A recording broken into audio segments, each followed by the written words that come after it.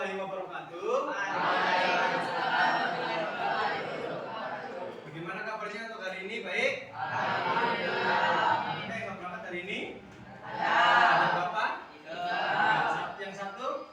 Sakit. Yang dua?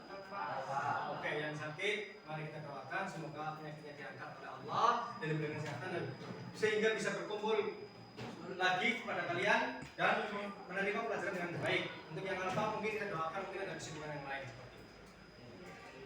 Oke, pada kesempatan kali ini kita akan belajar tentang keragaman agama. Ada yang tahu agama itu apa? Oke, dulu ya. Agama adalah ajaran yang terutama didasarkan antara hubungan manusia dengan Tuhan yang Maha Esa, dengan sesamanya dan dengan alam sekitarnya berdasarkan suatu kitab suci. Semua agama memiliki kedudukan yang sama. Agama di Indonesia memegang peran penting dalam kehidupan masyarakat. Hal yang dinyatakan dalam ideologi bangsa Indonesia yang tercantum pada sila pertama yang berbunyi Tuhanan yang Maha Esa. Berikutnya akan mengurutkan tentang 6 agama. Yang pertama ada agama Hindu. Anda tahu agama Hindu itu berdiri sejak kapan? Sejak dulu. Sejak Gemien. Lebih tepatnya ya pada abad ke-1. Bersamaan waktunya dengan kedatangan agama Buddha yang kemudian menghasilkan kerajaan Hindu Buddha seperti Kutai, Mataram, dan Majapahit. Kerajaan ini hidup hingga abad ke-16. Ketika kerajaan Islam mulai berkembang, periode ini dikenal sebagai periode Hindu Indonesia, bertahan selama 16 abad penuh. Berikutnya ada agama Buddha. Buddha tiba di Indonesia pada abad ke-6 Masehi. Sejarah Buddha di Indonesia berhubungan erat dengan sejarah Hindu. Sejumlah kerajaan Buddha telah dibagi sekitar periode yang sama seperti kerajaan Sailendra, Sriwijaya, dan Mataram. Berikutnya Islam. Islam itu masuk pada abad ke-12. Sebagian besar pedagang Islam dari India tiba di Pulau Sumatera, Jawa, dan Kalimantan. Ini sedikit sejarah. Dulu itu agama Islam masuk itu melalui pedagang, yaitu yang ada di Samudra Pasai. Makanya ada kerajaan Islam pertama yang ada di Samudra Pasai, Sumatera. Berikutnya Katolik. Katolik pada abad ke-14 sampai di abad ke-18. Katolik tiba di Indonesia saat kedatangan bangsa Portugis dan kemudian diikuti bangsa Spanyol yang berdagang rempah-rempah.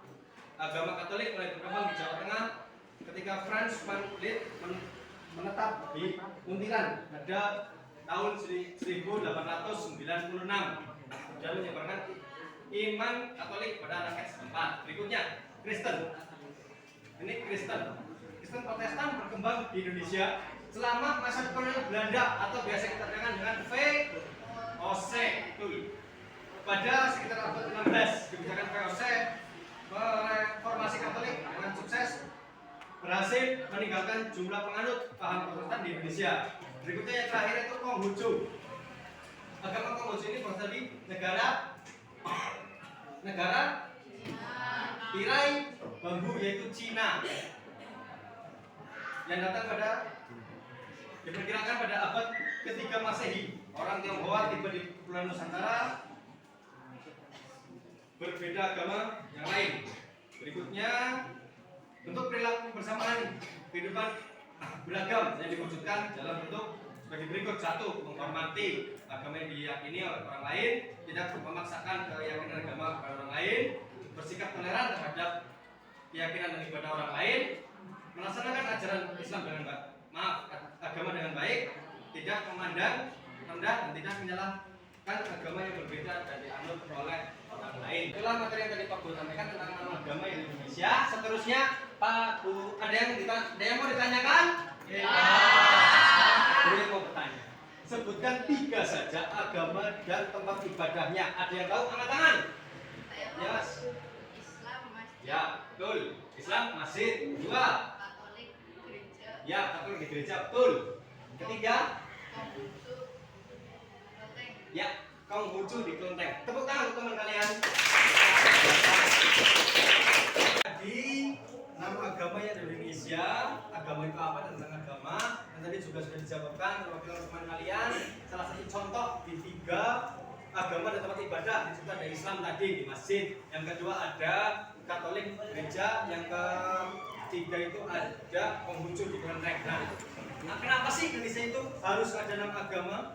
Nah, karena nenek moyang kita harus, karena nenek moyang itu beragam dan kita harus saling menghargai.